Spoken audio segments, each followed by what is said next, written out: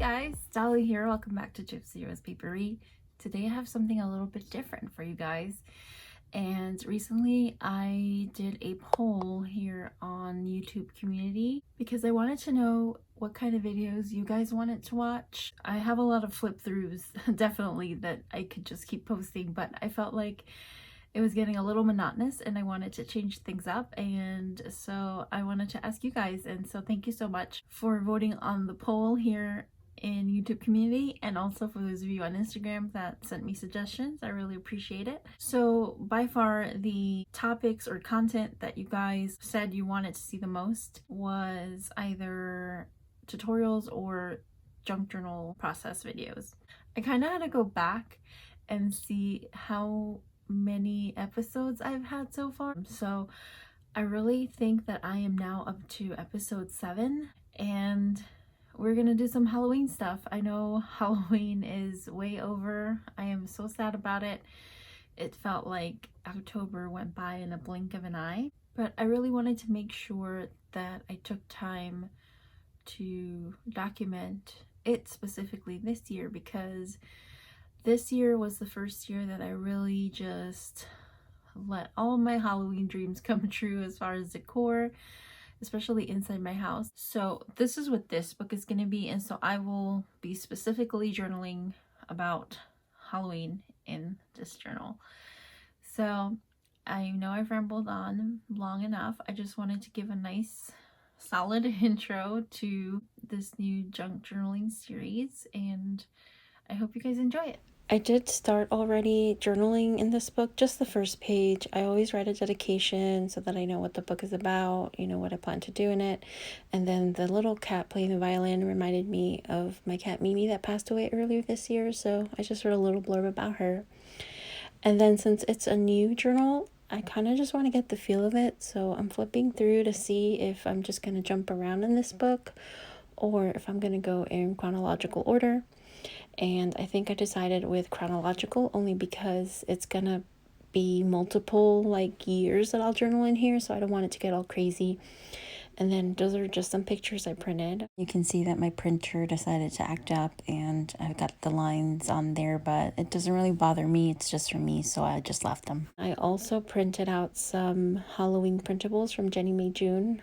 She's got some really nice digitals in her shop, and I will link her so you guys can go follow. So now that I have the pictures all cut down, I'm going to go back in the journal, and then I'm going to start sort of fitting them in onto each individual page. I do have multiple pictures, so I think this video is probably going to be a few parts, not just one episode, but we'll see how it goes. And also my cat decided to join me on this voiceover, so you're going to hear lots of purring. Just kind of want to see how many pages I'm going to need to use all the pictures, because I definitely want to use all the pictures.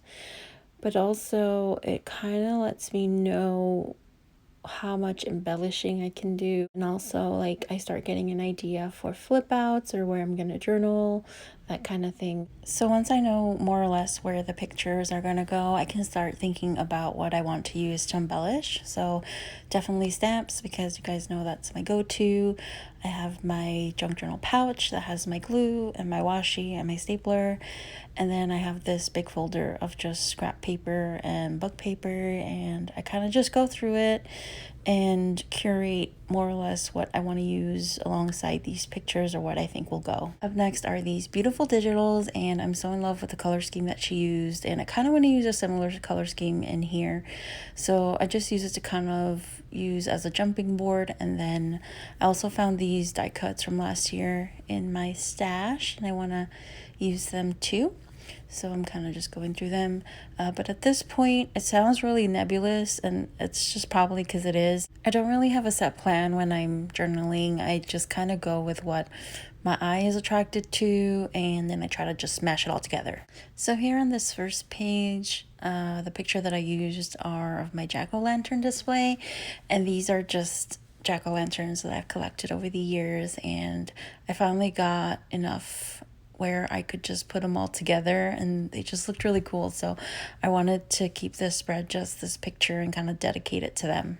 So before I glue anything down, I just like to lay it out and see what it looks like, and then I can go back and make any changes. But I think this looks pretty good, so I'm gonna go ahead and start gluing stuff down.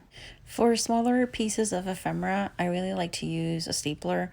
I just like the texture that the metal adds, and it's probably my second favorite form of sticking stuff down.